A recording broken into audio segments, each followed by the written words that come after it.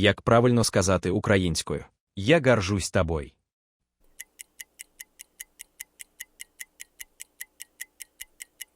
Я пишаюся тобою. Як правильно сказати українською? Мне кажется.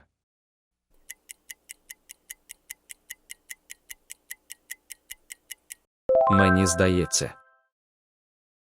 Як правильно сказати українською? Не волнуйся.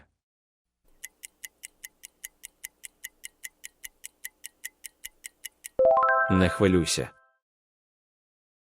Як правильно сказати українською?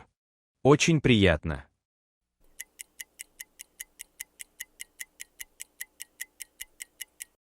Дуже приємно. Як правильно сказати українською? Я согласен.